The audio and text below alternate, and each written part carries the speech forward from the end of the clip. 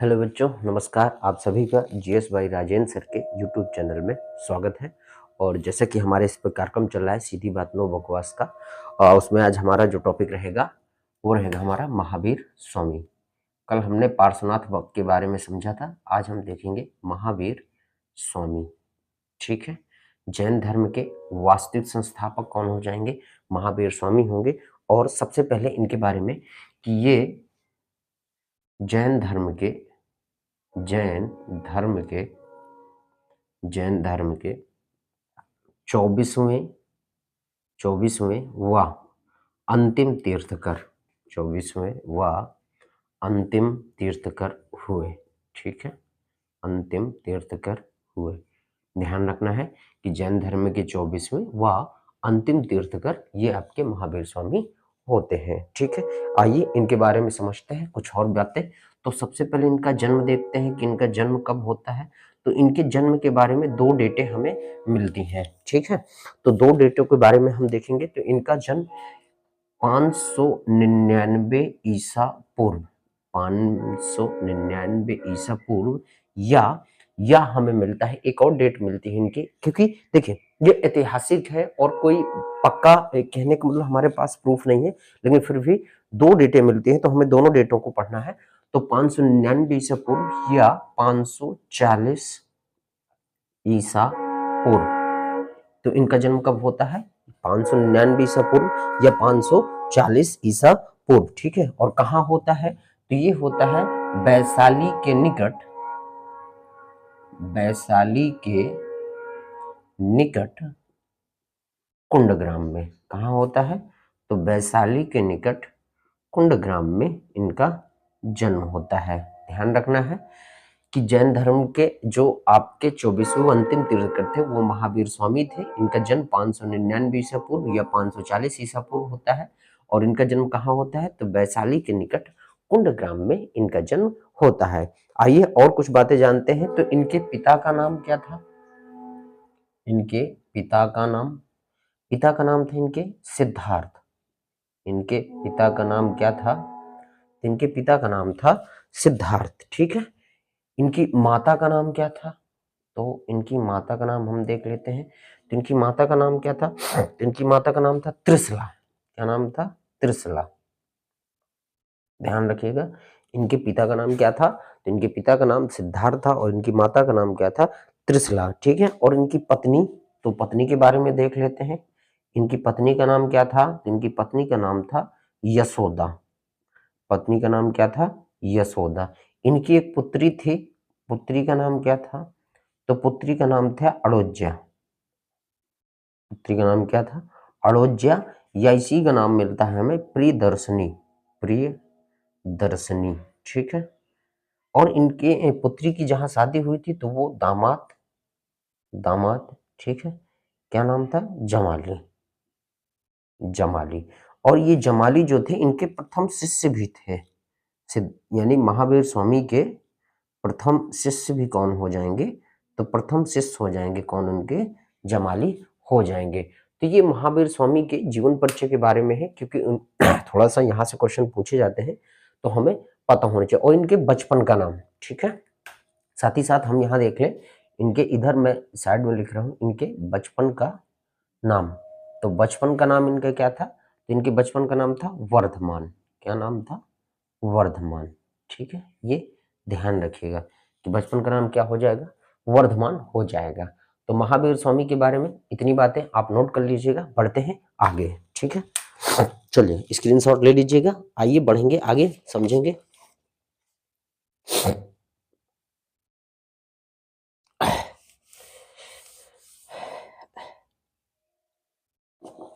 आइए आगे बढ़ते हैं, नोट कर लिया होगा आपने। तो अब हम देखेंगे ये अपने घर से, यानी बड़े भाई, इनके पिता की मृत्यु हो जाती है और इनके बड़े भाई का नाम क्या था? तो नंदीवर्धन था। तो नंदीवर्धन से इन्होंने आज्ञा लेकर 30 वर्ष की अवस्था में गृह त्याग किया। ठीक है, ध्यान रखना है कि इन्होंने कितने वर्ष की अवस्था में गृह त्याग किया? तो 30 वर्ष की अवस्था में, 30 वर्ष की अवस्था में गृह त्याग किया। ठीक है, 30 वर्ष की अवस्था में गृह त्याग किया, ये ध्यान रखिएगा। और इनको जो ज्ञान की प्राप्ति होती है, तो इनको ज्ञान की प्राप्ति होती है 12 वर्ष की कठोर तपस्या के बाद। ठीक है, इनको 12 वर्ष की कठोर तपस्या के बाद, 12 वर्ष की कठोर तपस्या के बाद, ठीक है, बैसाख मास के, बैसाख मास के, बैसाख मास के 10वें दिन, बैसाख मास के 10वें दिन जृंभिक ग्राम के निकट, ठीक है, जृंभिक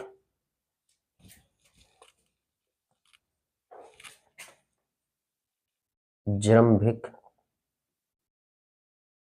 जृंभिक ग्राम के निकट ऋजुपालिका नदी के तट पर, ध्यान रखना है, ऋजुपालिका नदी के तट पर, ऋजुपालिका नदी के तट पर। तो ध्यान रखना, 12 वर्ष की कठोर तपस्या के बाद बैसाख मास के 10वें दिन जृंभिक ग्राम के निकट ऋजुपालिका के तट पर एक साल वृक्ष के नीचे, एक साल वृक्ष के नीचे, नीचे, ठीक है, नीचे कैवल, कैवल क्या बोलते हैं, कैवल, ज्ञान का मतलब क्या होता है, कैवल, तो कैवल की प्राप्ति होती है, ये ध्यान रखना। जैन धर्म में ज्ञान को क्या कहते हैं, कैवल्य कहते हैं।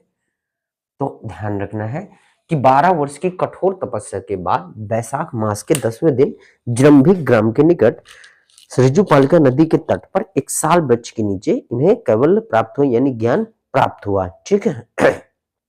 ज्ञान प्राप्ति के पश्चात अब देखिए इनके बारे में, जैसे अब इनको ज्ञान प्राप्त हो गया, तो ज्ञान प्राप्ति के पश्चात अब इनके कुछ नाम पड़ेंगे। तो ज्ञान प्राप्ति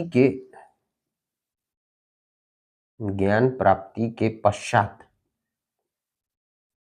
ठीक है, ज्ञान प्राप्ति के पश्चात ये केवलिन,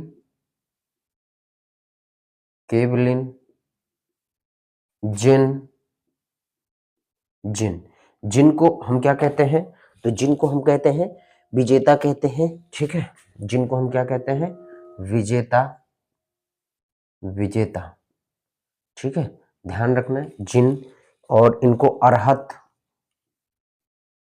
इनको अरहत, ठीक है, और क्या कहते हैं, निर्ग्रंथ, क्या कहते हैं, निर्ग्रंथ, निर्ग्रंथ का मतलब होता है बंधन रहित,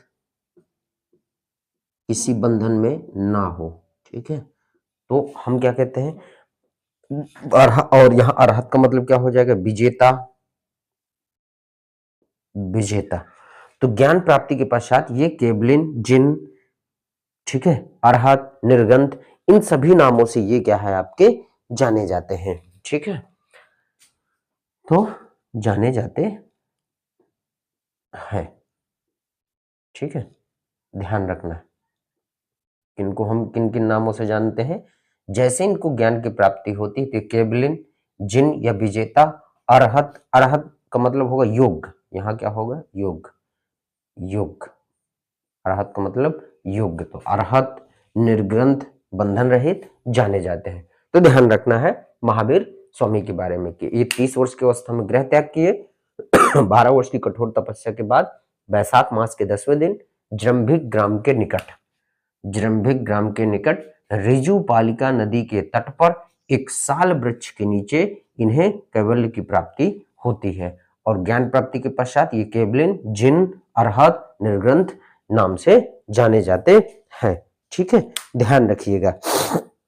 चलिए, तो अभी और इनके बारे में, महावीर स्वामी के बारे में और बहुत सारी चीजें हैं, तो हम थोड़ा थोड़ा करके पढ़ेंगे, इतना ध्यान रखिएगा। तो आज यहीं तक रखते हैं, इसके आगे हम कल देखेंगे इनके प्रथम शिष्य कौन थे, इन्होंने अपना प्रथम उपदेश कहाँ दिया और क्या क्या बातें कही, तो इनके बारे में हम और चीजें देखेंगे, लेकिन आज की क्लास हम यहीं तक रखेंगे, छोटा छोटा करके पढ़ेंगे